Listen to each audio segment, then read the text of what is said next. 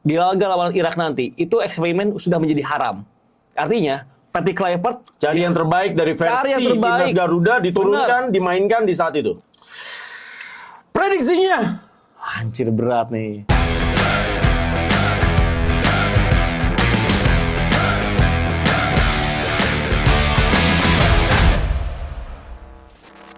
Wow, tidak terasa. Kita berjumpa lagi tentunya di komentar Rensu dan Ibam, Brother. halo. Ini udah episode ketiga, nggak berasa ya, cepet juga ternyata. Cepet ya. banget. Dan dukungan yang luar biasa dari teman-teman semuanya. Benar. Ya, saran, kritikan, ya, membuat kita semakin terpacu, semakin semangat untuk memberikan yang terbaik ya. Segala hal, kekurangan-kekurangan juga berusaha untuk kita perbaikin. Yang pasti semua yang segala kekurangan Ya. gitu kan, dan juga kelebihan sudah kita dapatkan manfaatnya gitu kan. Kelebihan semua datangnya dari Rensu, kekurangan semua datangnya dari Ibam.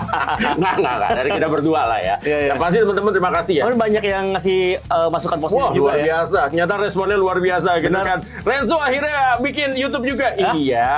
Karena memang dari kemarin-kemarin itu, ini mungkin sekitar penjawab. Dari kemarin itu hanya pengen fokus saja di TV, tapi ternyata sekarang dipacu ditantang-tantang terus. Ya udah, oke, inilah dia. Iya. Ya, digital ya. Renzo eksklusif. Hanya ada di sini. Itu dia. Nah, sekarang di episode 3 ini kita akan membahas tentang prediksi menghadapi. Wah, ini pertandingan hidup dan mati. Ya, benar. Hidup dan mati menghadapi Irak. Hidup dan matinya apa? Menang aja kita belum tentu lolos. Benar. Apalagi kalah. Seri ya udah berat. Benar. Jadi minimal kalau kita menang ya, kemungkinan besar kita akan bisa berpacu untuk bisa menjadi peringkat kedua, ya Ya, kan? betul. Karena masih menunggu pertandingan ketiga antara Irak menghadapi Arab Saudi. Ya. Nanti kan akan dihitung tuh kalau saling mengalahkan, nah itu kan ada klasemen lagi kan akan pusing. Tapi kalau udah kalah seri, selesai Bam. Ya, benar. Hitung-hitungan teknisnya, Indonesia masih memiliki peluang untuk lolos langsung sebagai peringkat pertama di grup B. Dengan catatan Indonesia perlu mendapatkan kemenangan melawan Irak dengan selisih lebih dari 2 gol. Dan di laga ketiga nanti Irak melawan Saudi Arabia, Irak yang menang. Irak wajib menang dengan maksimal hanya selisih 1 gol. Itu akan dia. membuat Indonesia berada di peringkat pertama dan bisa lolos ke Piala Dunia. Tapi kalau Arab Saudi melawan Iraknya imbang, Ya. otomatis Indonesia harus berjuang ke ronde kelima kalau menang melawan Irak. Betul sekali, itu dia tadi ya. Dan di ronde kelima itu pun juga kan nggak langsung ketemu sama tim-tim yang dari konfederasi lain. Benar. Tapi diadu dulu sama peringkat 2 yang dari grup sebelah. Itu dia. Jadi panjang banget dan ribet banget. Nah, ini dia. Iya. Jadi sekarang juga kita kan di episode sebelumnya kita sudah membahas tentang apa saja yang menjadi kelemahan dari tim di pertandingan pertama dari Arab Saudi. Iya, benar. Dan sekarang kita prediksi lagi nih di pertandingan yang kedua ya, Ya, tentunya di betul. ronde yang keempat.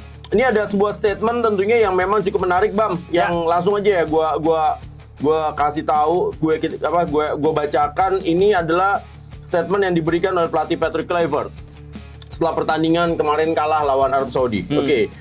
Dimana dia menganggap salah satu kesalahan dan kekalahan Indonesia itu terjadi karena tidak menjaga ruang antar lini dengan baik sehingga pemain sayap lawan bisa memanfaatkan celah dan menekan pertahanan, dan kita juga ya tidak perbaiki kesalahan. Kita ya pasti dia bilang akan memperbaiki kesalahan dan akan bangkit menghadapi Irak di pertandingan penentuan ini. Menurut lo? Tentang menjaga ruang antar lini, ada 2 faktor. Kesalahannya ada di pelatih, ada di pemain. Dua-duanya pasti berperan.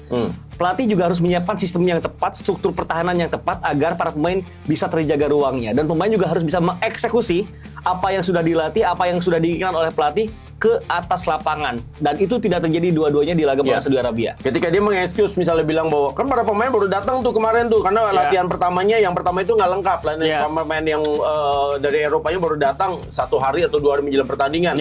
Nggak boleh excuse juga sekarang. Ya itu menjadi resiko yang memang mau tidak mau harus diambil oleh Indonesia ya, dan tidak ada pilihan lain gitu. Indonesia juga tidak bisa mendatangkan pemain-pemain yang abroad di Eropa lebih cepat lagi. Jadi harusnya itu kondisi yang tidak boleh diucapkan oleh Patrick Kluivert karena faktanya seperti itu. Kita memang secara persiapan minim. Sebentar, agak kenceng juga Ibam ke Patrick Kluivert. Ya gimana gitu, terlalu banyak excuse ketika kalau kalah boleh lah.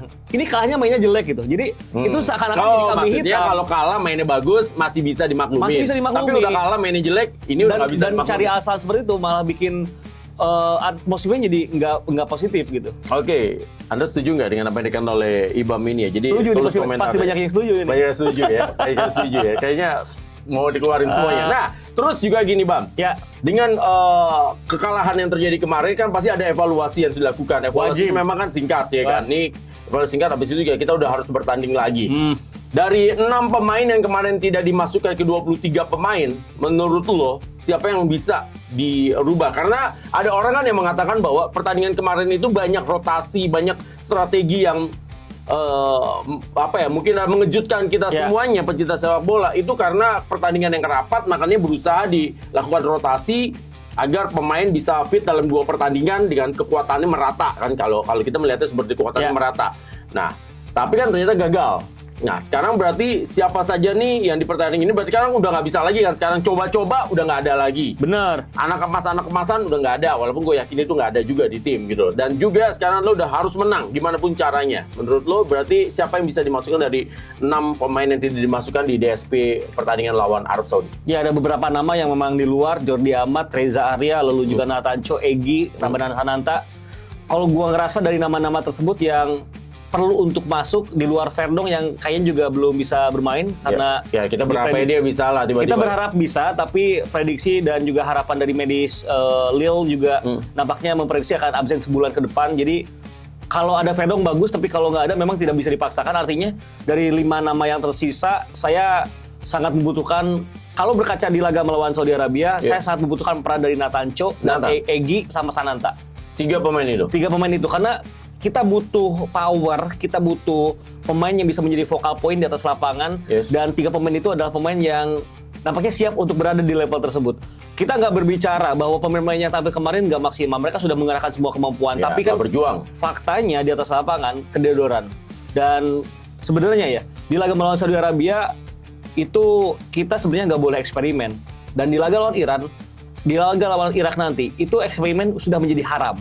Artinya Patrick Kluivert cari yang terbaik dari versi Timnas Garuda, diturunkan, dimainkan di saat itu. Cari yang terbaik, cari yang mudah dipahami oleh para pemain, cari yang para pemain sudah hafal bagaimana cara bermain Indonesia, dan cari taktik yang lebih realistis ketika menghadapi Irak serta Saudi yang kita akui di atas kertas lebih baik dibanding Indonesia. Nah, ini kan adalah pisau bermata dua, Bang. Mungkin aja ya kan, ya karena kalau gue kan selalu ngambil POV-nya nih, berusaha cover both side gitu kan. Karena gue nggak mau juga kita menjudge dengan apapun juga. Kita bukan pelatih, kita bukan apa yang nggak bisa tahu, dan kita juga nggak tahu kondisi dalamnya. Nah, mungkin juga ya kan, berarti kan yang cocok dengan para pemain kita, yang nyaman untuk para pemain kita, mungkin juga nggak cocok juga untuk melawan Irak atau melawan Arab Saudi. Berarti kan harus ambil jalan tengahnya juga kan. Skema, formasi, style of play yang cocok untuk materi yang kita milikin, tapi juga cocok untuk menghadapi Irak. Percuma dong kalau nyaman buat para pemain, tapi juga nggak cocok juga lawan Irak, ya kan nggak ini juga. Ini kan POV gue untuk melihat juga bahwa dari pandangan dari seorang pelatih seperti apa. Karena kan menurut gue juga hal itu kita harus ngeliat, nggak serta-merta juga kita harus bilang, wah ini salah, nggak bisa juga. Dan menurut lo kayak gitu? Menurut gue Irak saat ini kondisinya dilatih oleh Graham Arnold, dan ketika Indonesia bertemu dengan Australia di 2 laga Piala Asia dan juga di kualifikasi ronde ketiga ketika masih dilatih oleh Graham Arnold, permasalahan Australia yang sama. Mereka cenderung coba mengeksploit pertahanan Indonesia dan membuat pertahanan mereka sangat tinggi. Jadi Indonesia kalau bisa main mid block dengan jaga intensitas di tengah, dengan bisa ngebuat kita fokus sepanjang laga, bisa mempertahankan pace permainan di lapangan tengah, memenangkan lapangan tengah akan memudahkan kita banyak mencari kesempatan untuk menaruh bola di belakang garis pertahanan mereka yang cukup tinggi. Artinya permainan dari kita bisa lebih baik, dengan catatan itu lini tengahnya nggak boleh kalah. Lini tengah kita nggak boleh kalah. Jadi apa yang terjadi di pertandingan menghadapi Arab Saudi udah nggak boleh lagi nih terjadi gitu kan. Bener. Karena banyak orang mengatakan bahwa lini 8 nggak bisa keluar dari tekanan, lini depan nggak bisa keluar dari tekanan, lini tengah pun juga tidak bisa ngasih supply gitu kan. Masalah lini tengah harus unggul ini bukan cuma harus unggul jumlah pemain, tapi juga harus unggul dan tepat secara penyesuaian taktik. Kita tahu kemarin pakai 4-2-3-1 atau 4-3-3. Itu bukan formasi yang salah.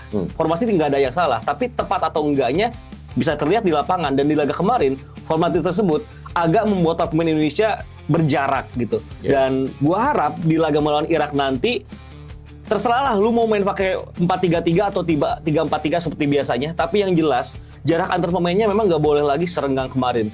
Kita nggak boleh lagi bermain kucing-kucingan. Kita kayak di dibikin rondo oleh Saudi Arabia, dan Irak pun kemampuannya Di pertandingan cukup sebelumnya sama. kita yang begitu kan. Iya, kita makanya. gituin lawan gitu. Iya, dan Irak pun karakteristiknya nggak jauh beda dengan Saudi Arabia. Mereka kokoh di ground duel, mereka kokoh dalam duel-duel fisik. Tapi yang membuat Irak akan lebih berbahaya adalah bola atas mereka sebenarnya lebih mengancam dibanding Saudi Arabia. Jadi, Gitu. iya, jadi memang lagi-lagi komposisi pemainnya juga harus tepat. Yakob ini, gue selalu merasa kalau dia bermain untuk timnas, dia lebih baik untuk membantu menyerang. Ingat gak waktu Piala Asia melawan Irak, Iya, dia main Marcelino di cetak gol yang Iya. asis siapa? Yakob. Karena Yakob didorong lebih ke depan, dia jadi penyerang sayap kanan. Dan itu membuat dia lebih nyaman untuk mengobrak-abrik, untuk mengendus ruang kosong di area pertahanan lawan. Tapi ketika dia bertahan, defensive awareness-nya belum sebaik fullback kanan lain. Kita masih banyak opsi kok.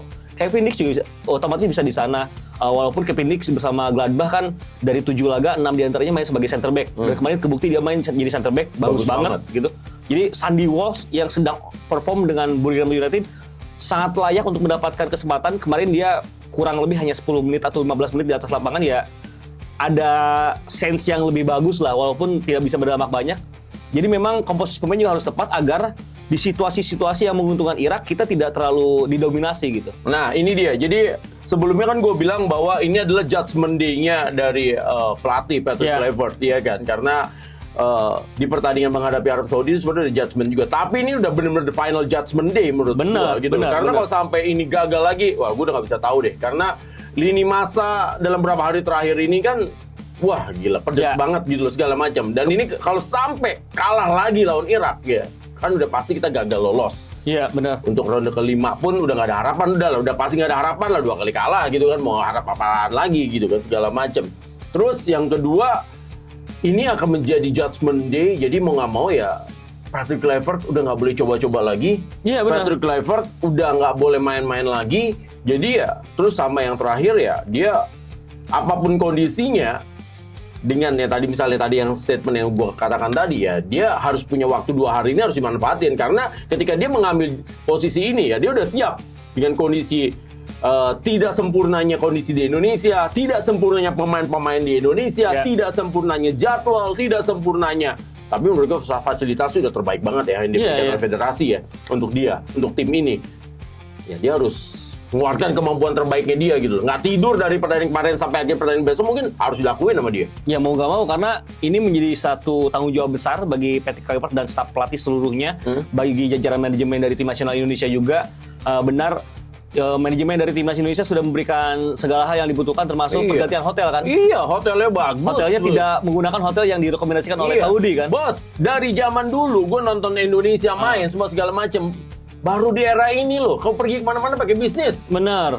Itu, bos, bisnis itu berapa duit? Jadi bikin ngebuat pemain minimal nyaman ya. Iya, minimal kakinya pada nggak pegel-pegelan gitu kan, kakinya nggak duduknya nggak kayak di angkot gitu. Nggak kelipat ya. Segala macam. Nah, makanya sekarang harus dibalas dengan kondisi seperti ini. Tapi satu sisi, ya apapun kondisinya, ya Patrick Kluivert kalau sampai ini kalah lagi, gue udah nggak tahu deh, Bang.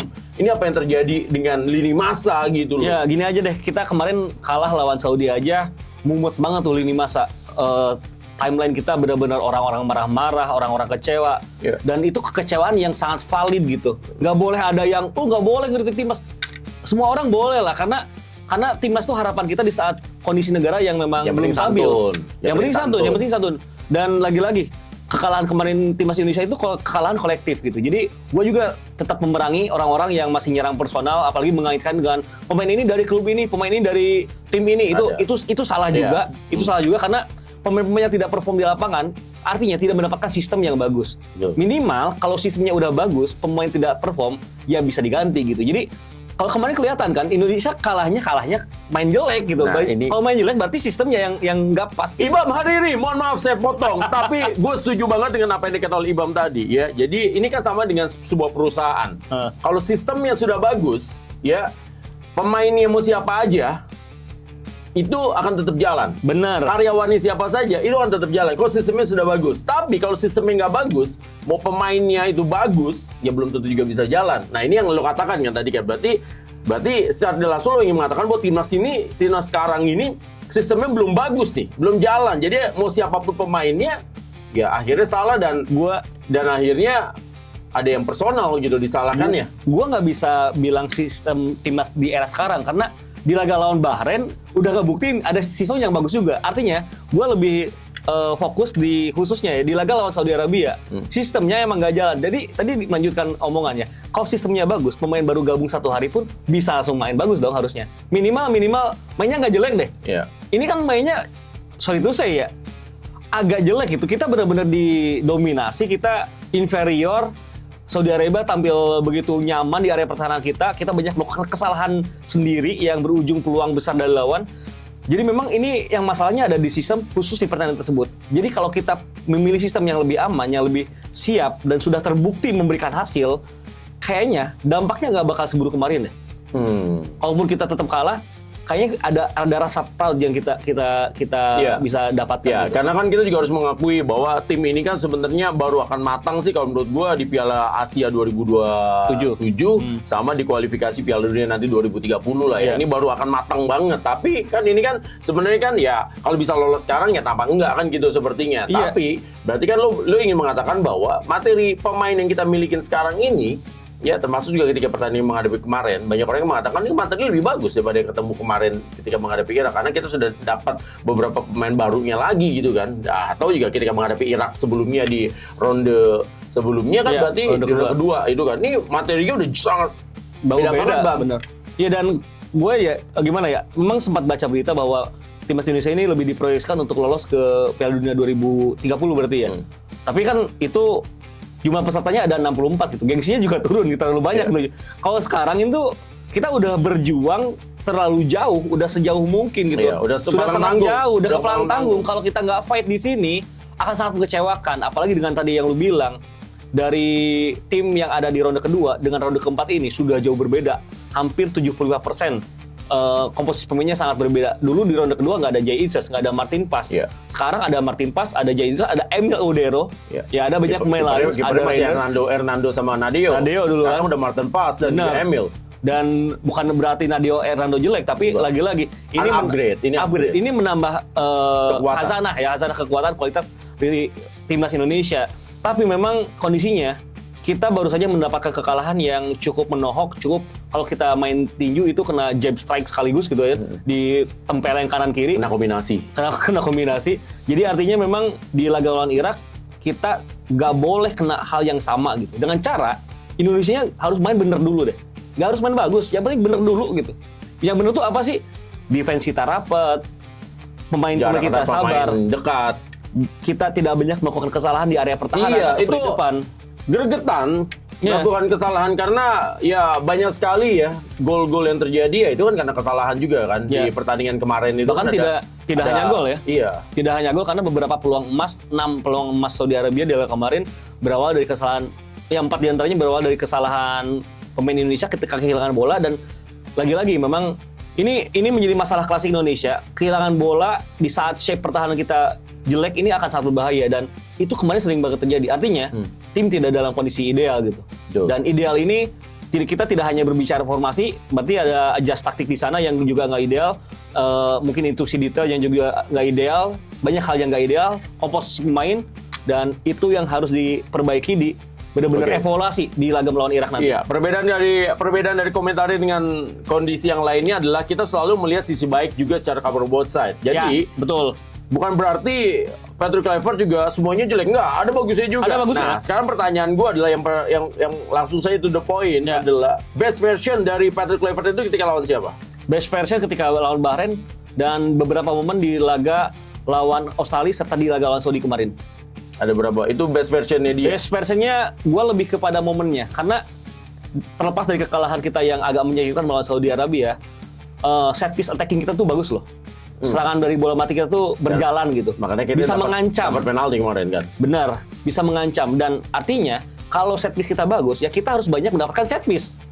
Intinya adalah berani neken, berani ngambil challenge untuk Ya. dilanggar dan menekan lawan. Dan gak cuma harus berani, harus bisa memikirkan bagaimana untuk bisa menekan lawan gitu. Kemarin Oke. itu kita berani. Kombinasinya, caranya harus Iya. tepat dan Harus benar. tepat. Kalau berani, saya rasa lawan Saudi Arabia juga para pemain berani untuk menekan. Cuman kan mereka tidak mendapatkan sistem yang tepat untuk Oke, membangun serangan. caranya seperti Iya. how to-nya itu. Iya, the way of playing-nya tuh harus benar gitu. Cara kita mainnya tuh di lapangan harus membuat akhirnya lawan terpaksa melakukan kontak Kesalahan. fisik yang berujung pelanggaran. Karena ini ngebuktiin lagi ya. Banyak orang yang mengkritik Beckham, Mark, khususnya untuk Beckham dulu deh. Beckham dan Emiliano Jonathan dipasang di laga kemarin. Secara konsep, saya menerka itu adalah konsep yang bagus. Karena dua pemain ini kan taktis, lincah gitu. Bisa bermain di ruang sempit dan rentan untuk dijatuhkan oleh pemain-pemain lawan. Dan itu kebukti di sisi Emiliano Jonathan. Kenapa Etam enggak? Karena serangan dari kiri Indonesia deadlock dan mandek kemarin. Jadi memang ini menjadi tugas berat nih. Agar serangan Indonesia tidak hanya berjalan di sisi kanan, tapi juga di sisi kiri dan tengah gitu. Nah, sementara gini juga, ini kan ada dua hal juga yang menurut saya menarik ya untuk kita bahas di sini adalah kalau Patrick Kluivert menggunakan formasi 4 lagi di lini pertahanan, entah itu 4-3-3 atau 4-2-3-1, berarti kan Patrick Kluivert itu dia punya idealisme yang tinggi, punya prinsip yang begitu kuat bahwa ya, gue pengen tim gue bermain dengan formasi seperti ini, gitu. Benar, Nah, itu dia seperti itu. Tapi kalau dia berubah lagi menjadi 3, entah itu 3-4-3, 3-5-2 dan segala macam, seakan-akan kan kayak dia mendengarkan fans. Bener dong? Bener, Iya. bener. Nah, ini kan serba Kritikan netizen ya. Iya, serba salah juga kan kondisinya seperti itu. Nah, kalau lu, ini kita berusaha berandai-andai aja. Kalau lu jadi Patrick Kluivert, karena kan sekarang udah di ujung tanduk juga nih posisinya. Dia menang, ya oke, gitu loh, segala macam. Tapi kalau sampai dia kalah, ya selesai juga. Dan gue rasa udah gak ada pilihan lain. Sekarang segala kemampuannya dikeluarkan. Ya itu tadi, sebenarnya pilihannya ketika dia pakai 4 ya dianggap bahwa dia keras kepala. Tapi kalau dianggap dia pakai 3, ya kok kayak nggak punya prinsip banget sih. Main berubah-berubah. Kalau menurut gua, yang pertama adalah itu bukan keputusan sendirian dari Patrick Kluivert, pasti itu adalah keputusan kolektif dari staf pelatih. Dan kalau mereka sudah sangat yakin dengan plan yang sudah disusun, ya stick to the plan. Tetap di rencana itu gitu. Mau pakai 4, mau pakai 3. Mau pakai 4 atau 3. Asal, nih kuncinya ada di penempatan posisi pemain dan pemilihan pemain. Ya. Kesalahan kemarin Jakob Sayuri narik jersey berujung penalti itu ngebuktiin bahwa beberapa pemain memang belum siap untuk berada di level pertandingan seperti itu. Khususnya di situasi-situasi tertentu. Jakob Sayuri Tanpa mengenai rasa hormat ya ini. Iya, Jakob Sayuri kalau mungkin kemarin main sebagai sayap yang di depan, Mungkin akan beda. mungkin nggak akan melakukan pelanggaran itu karena dia tidak harus ada defense. keharusan untuk mengcover pemain penyerang lawan. Jadi artinya mau pakai 3 back, mau pakai 4 back, komposisi pemainnya ini harus tepat nih. Karena kita punya opsi yang sangat dalam gitu. Yes. Rizky Ridho aja masih bisa center back, Kevin Dix bisa digeser ke kanan. Justin Hudson bisa main gelandang bertahan. Kalau Kevin Dix lagi kembali main di tengah sama Jay Itzes, kalau main 4 back di kanan bisa Sandy Walsh, di kiri tetap Dan James karena sejauh ini menjadi pilihan yang terbaik. Tapi Saint Patinama juga bisa di sana. Justin Hubner kalau mau main 3 back bisa gitu kan. Jadi fokusnya jangan sampai kita ingin bermain terbuka dengan mengorbankan banyak pemain yang karakternya bertahan. Ini harus seimbang nih tim. Main 4-4-2 secara formasi sudah sangat bagus, atau 4-2-3-1, 4-3-3 formasinya juga bagus.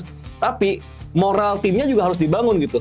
Jangan sampai kalau kita berkaca di line up kemarin gitu, yang karakternya bertahan itu cuma Dick, Jay Itzes, sama Jay Pelupesi. Sisanya itu karakternya menyerang semua, nggak terlalu balance bagi tim yang tidak diunggulkan. Ya. Jadi gue lebih memilih untuk tetap dengan 4-2-3-1 karena mungkin itu menjadi satu skema yang sudah diyakini dan merubah dengan waktu hanya 2 hari ini resiko juga kan. Resiko juga. Jadi mendingan tetap pada plan yang sudah mereka yakini. Mungkin kalau dengan sudah direncanakan untuk roda keempat lah intinya seperti itu. Kalaupun memang mereka yakin dengan 4-3-3 berarti ya udah lu pakai itu aja tapi dengan posisi pemain dengan karakteristik disempurnakan. Iya. Karakteristik pemain yang tampilnya harus lebih tepat. Oke. Jadi momen di mana Jakob Sayuri melakukan lagi-lagi ini ngebahas momen dia narik jersey. Itu kan momen di mana pemain-pemain kayak Sandy Walsh sudah biasa ngadepin pemain yang ngeyel kayak gitu. Dan karakteristik permainan Saudi Arabia dan Irak itu sama-sama kayak gitu. Bakal banyak provokasi, banyak intrik. Dan ini yang harus disiapkan gitu. Jangan sampai hanya teknisnya saja tapi mentalnya nggak di-set. Para pemain juga harus siap secara mental. Mindsetnya nih belum berjalan dengan baik. Tidak semua. Beberapa pemain sudah siap. Kebukti Kevin Dix sama Jay Itzes nggak pernah kepancing sedikit pun. Di saat pemain-pemain drama, dia mah main bagus aja gitu. Nah, tapi ada beberapa pemain yang justru kehilangan konsentrasi dan ketika kehilangan konsentrasi malah jadi drop. Jadi kan ini menandakan bahwa approach penempatan posisinya nggak tepat nih gitu. Betul. Saya setuju dengan apa yang dikatakan oleh Iqbal bahwa terkadang ya kita juga teman-teman setuju nggak Nah nih? itu dia. Jadi teman-teman setuju. Tapi yang menurut gua itu yang benar kata Ibam bahwa dalam kondisi permainan ketika kita dipancing kita jangan terpancing. Karena kalau kita terpancing kita emosi semua segala macam, apalagi kita protes gitu segala macam, kita akhirnya hilang konsentrasi kan. Akhirnya bisa bahaya tuh gitu segala macam. Makanya ada satu momen ketika di pertandingan menghadapi Arab, ya Izes ketika kakak Kambuaya protes, dia narik kan, udah ada biar gua aja. Nah itu jadi biar yang jadi dia tanggung jawab dia sebagai leader, dia yang protes, biar yang lainnya udah fokus, jangan sampai semuanya akhirnya minta penalti, hilang fokus, malah kita akhirnya gagal memanfaatkan kesempatan kan. Nah terus sekarang kita langsung bahas aja Bam. Untuk pertandingan yang menentukan ini, karena ini harus menang, udah nggak bisa lagi seri, harus menang aja kita belum tentu lolos, apalagi kita kalah gitu kan, apalagi seri. Ya, tapi minimal kalau kita menang bisa ada di ronde kelima lah ya. Iya minimal, itu kan minimal. Walaupun juga belum tentu juga karena masih ada pertandingan terakhir. Tapi peluang itu ada gitu kan, menghidupkan. Kalau kalah udah selesai, udah angkat koper. Nah, kiper udah nggak ada pilihan pasti Martin Paes karena penampilannya sangat luar biasa yang dia lakukan, ya kan. Sementara ketika kita pakai 4 lagi, nah ini dia kita pakai 4, berarti di kanan kemungkinan besar dimainkan adalah yang memang fullback murni, natural, bukan fullback murni, tapi fullback natural. Menurut lo seperti itu? Gua kalau ngelihat kemarin bermain ya, kalau pakai 4 lagi, ini agak dilema kalau buat gue sendiri. Karena Kevin Dix juga ngebuktiin main sebagai back tengah bagus. Nah, lu tetap mau pakai 4 atau pakai 3 menurut lu? Tadi gue bilang, karena kalau pakai 4, itu adalah ya tadi kan itu yang tadi adalah ini mungkin rencananya. Karena dianggapnya memang ya sudah merencanakan dengan pakai 4 dengan FIFA match. Kalau pakai 3, dianggapnya kan jadi nggak konsisten nanti si Patrick. Gue pilih tetap 4. Sayang banget. Malah jadi dinamikanya akan begitu negatif bagi tim untuk berubah kembali formasi. Jadi gue menyarankan, gue mengharapkan timnas tetap pakai 4 karena itu yang sudah diyakini nampaknya ya oleh staf pelatih dan dengan game plan yang sudah mereka susun. Tapi tentunya juga ini harus penuh perhitungan. Gue tuh masih ngerasa sosok Rizky Ridho yang tenang di atas apa tuh tetap dibutuhkan gitu. Cuman ngelihat Kevin Dix tampil bagus kayak gitu, agak sayang juga kalau di take out. Jadi, kenapa nggak pasang bareng aja semuanya, Kevin Dix, Rizky Ridho sama Inces? Iya, jadi pilihannya kalau mau gitu, Kevin Dix biasa digeser ke kanan, fullback kanan, Inces sama dia kalau main di fullback kanan di timnas cedera terus loh. Iya kan? Berapa kali dia main fullback kanan dia cedera terus. Tapi kan spektrumnya beda. Walaupun mainnya bagus ya. Tapi akhirnya tiba-tiba menit 63 cedera ketarik apa segala macem. Tapi ketika main di center back dia main full aman tuh. Spektrumnya beda. Sekarang kondisi Kevin Dix sudah jauh lebih baik dibanding beberapa bulan lalu ketika masih bermain di Copenhagen. Sekarang di Gladbach nampaknya match fitness sudah kebangun, physical game-nya udah lebih baik. Dan kalau kita ingat di awal babak pertama itu banyak momen dia ikut pressing ke depan, bahkan ikut kombinasi passing naik ke depan. Karena emang karakteristik dia sebagai fullback masih ada gitu. Jadi nggak ada salahnya untuk nyoba Kevin Dix main sebagai fullback kanan, di kiri back tengah sama Jay, di kiri tetap Dan James. Nggak ada pilihan juga kalau selain Dan James karena nggak ada Kevin Verdong, kecuali ini ada tiba-tiba Kevin Verdong tiba-tiba fit ya, kita nggak yang mudah-mudahan juga seperti itu. Oke, 2 di tengahnya menurut lo berarti sekarang udah diambil adalah 4-4 ya segala macam. 2 di tengah gua tetap pilih Jay, Pelupesi, dan satu lagi Natancho. Oke, Natancho karena Tom Haya mau bagaimanapun belum dalam kondisi pace terbaik karena untuk dia, langsung ada di level karena ini. dia precisionnya kan nggak sebagus agak terlambat ya. Berarti 2 di situ alasan lo kenapa milih Nathan karena seperti itu. Natancho jam terbang di level kepunya sudah lebih baik bersama Willem Twee, lalu juga dia ngebuktiin di laga uji coba main sebagai gelandang tengah, ternyata dia memiliki power yang tidak dimiliki oleh Klok di laga lawan Saudi. Jadi gua rasa double pivotnya itu. Double pivotnya adalah 2 itu dan Joey Pelupesi tetap tidak tergantikan. Betul.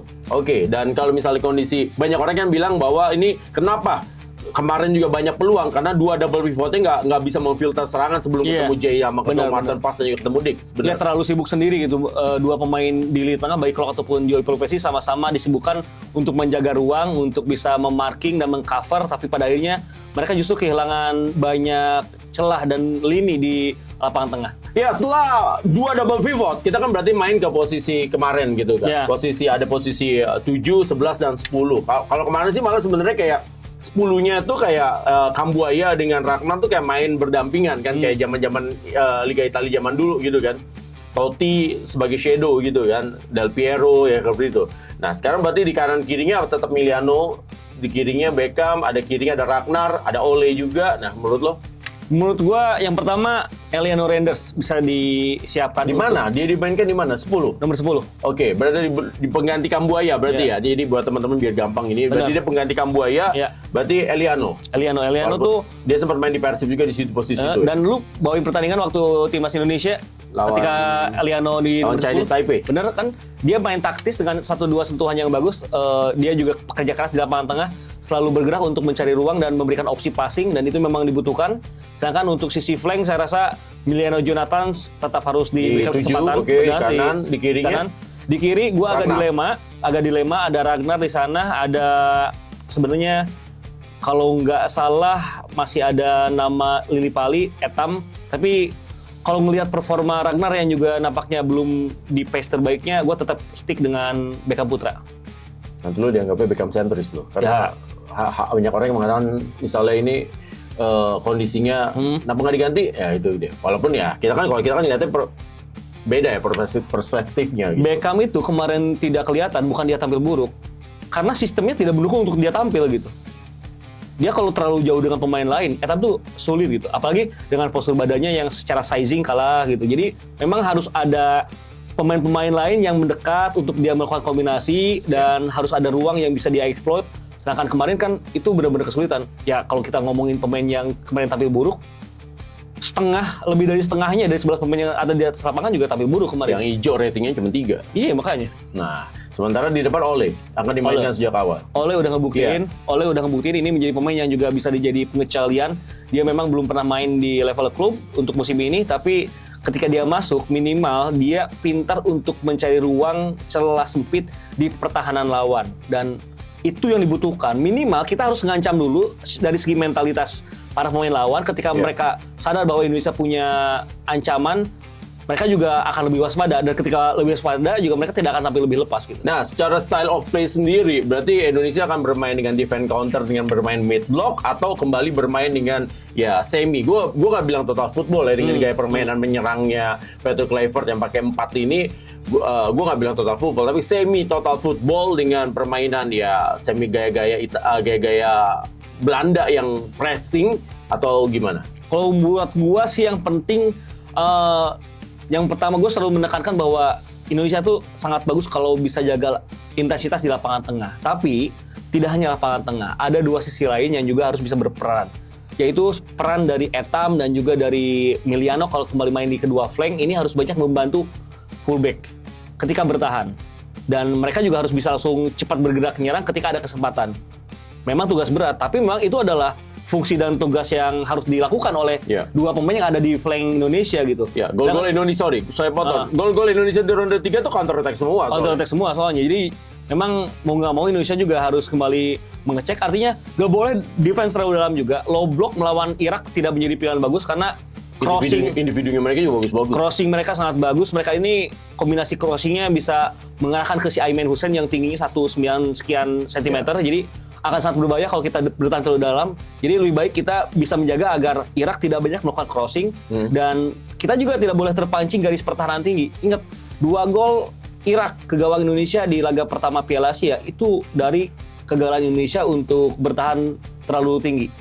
Kita terlalu tinggi, space terlalu banyak, ya, dan ditaruh di belakang garis pertahanan kan. Dan itu sangat sulit juga karena memang ya kalau kita bicara yang bisa speed kan kita udah pernah bahas juga ya, bisa speed seperti itu ya Kevin Dix dari semua center back gitu kan, semua segala macam. Yang lainnya speednya yang nggak terlalu cepat seperti Kevin Dix. Gua nggak bilang Indonesia harus main defense to counter, gua nggak bilang Indonesia harus bermain terbuka, tapi gua lebih pengen Indonesia bermain dengan high intensity di sepanjang pertandingan. Ya, nah high intensity berarti kan butuh dengan fisik yang segala macam. Di pertandingan kemarin fisik para pemain Indonesia menurut lo?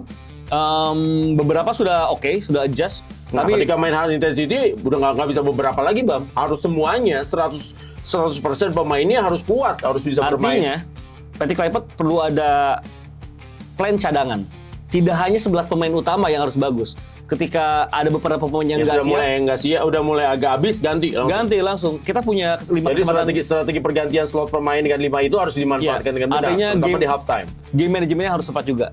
Harus tepat di mana pergantian pemain harus dilakukan. Bahkan kalau ada satu pemain yang nggak adjust di babak pertama, sangat layak untuk langsung ditarik keluar gitu. Di half time, mumpung itu adalah slot yang free kan sebenarnya di situ gitu loh, segala macam. Bahkan sebelum babak pertama selesai, kalau pemain itu memang struggling, di babak pertama dan ngebuat timnas semakin kesulitan, ya kenapa enggak gitu untuk pergantian pemain? Toh kita masih ada 2 kesempatan lain untuk melakukan pergantian pemain dengan total 5 pergantian. Iya, menurut lo berarti yang di pertandingan sebelumnya mengenai Arab Saudi itu banyak yang miss, banyak yang telat, banyak yang gagal juga pergantian-pergantiannya. Iya, memainkan Yakob lebih dari 80 menit, gue rasa adalah kemarin menjadi satu hal yang patut dipertanyakan.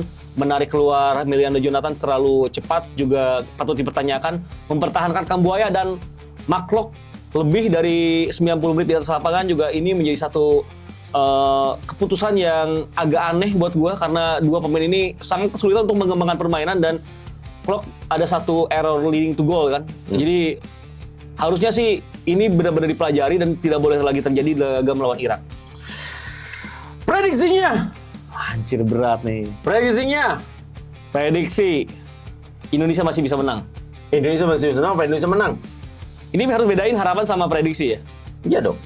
Kalau untuk harapan kita pasti pengen menang sebanyak-banyaknya. Udah mulai kayak gua ngomong ya, harapan dengan prediksi. Kan Kalau prediksi, aduh, Indonesia kayak imbang deh lawan Irak. lawan Irak ya. Oke. Jadi gini ya teman-teman, silakan ya kasih komentar setuju atau tidak dengan apa yang kita bahas di sini. Benar. Kita tidak mencari siapa yang paling pintar, karena tidak mencari siapa yang paling benar, tapi kita mencari yang terbaik untuk tim nasional Indonesia. Ya lu Karena juga prediksi dong. apa? Pasti, gue pasti ngomong prediksi. Nah, prediksi gue itu ada di kata Rensu. benar. Beda. Nah, karena gue memposisikan gue di sini adalah gue sebagai host. Benar. Gue bukan sebagai narasumber. Nanti kalau gue host, gue yang nanya, gue yang jawab sendiri, ya apa gunanya lo di sini? Makanya itulah yang harus dipahami sama teman-teman semuanya. Makanya teman-teman juga nonton yang kata Rensu ya. Iya, jadi makanya disitulah perbedaannya. Jadi makanya buat teman-teman itu harus, orang tuh sering salah. Ini kan agak sedikit melebar sih. Orang sering salah dengan host dengan komentator. Jadi itu dia, host itu yang memberikan pertanyaan dan menggali komentator. Kalau gue juga yang menjawab segala macam ya berarti kan komentator juga. Keles. Tapi ada sedikit sentilan juga di situ sebenarnya. Iya, Tapi yang jelas kita semua berharap Indonesia bisa menang ya, karena dengan menang itu ronde kelima terbuka lah gitu loh segala macam. Untuk bisa lolos ya bergantung dengan pertandingan lainnya Ya, lagi. bahkan harapan gue sebenarnya Indonesia nggak menang pun ya gimana Yang gitu. penting main Kadang bagus. nggak apa-apa, yang penting main bener dulu deh. Betul. Kemarin terlalu banyak kesalahan dan gue rasa tidak boleh lagi terulang, apalagi di laga maha penting kayak laga lawan Irak nanti. Betul sekali. Jadi buat teman-teman silakan ya drop komen, drop saran dan kritikan juga, dan juga mungkin ada ide-ide juga apa saja mau dibahas di komentari. Boleh. Nanti kita bahas ya. Selama memang pembahasannya itu adalah memang sesuai dengan inan kita ya, dengan apa yang kita mau ya itu pasti yang kita bahas. Tapi kalau enggak ya enggak. Jangan lupakan tag di Instagram ke Ibam, ke Kata Rensu ada ya Iya. IG-nya ya. IG Kata Rensu, naikin, sebarin ke teman-teman. Dan semoga kedepannya ada sponsor yang masuk. Oh, insya Allah ya. Nah, ini masih tinggal ini nih. Harusnya di sini ada barang yang bisa Oh, diupload. iya, insya gitu. Allah ya. Pokoknya boleh teman-teman, terima kasih juga sudah menonton kita semuanya. Ya. Dan yang pastinya juga ya kita berdoa. 2D, doa dan dukungan agar timnas Indonesia bisa mengalahkan Irak dan juga bisa bermain lebih bagus lagi. Dan yang pastinya apapun yang kita bahas di sini kita tidak pernah menjudge apapun itu, Benar. tapi kita mencari yang terbaik untuk lagi-lagi nih timnas Garuda. Saya Rendra, Ibam. sampai ketemu lagi ya. Sampai jumpa.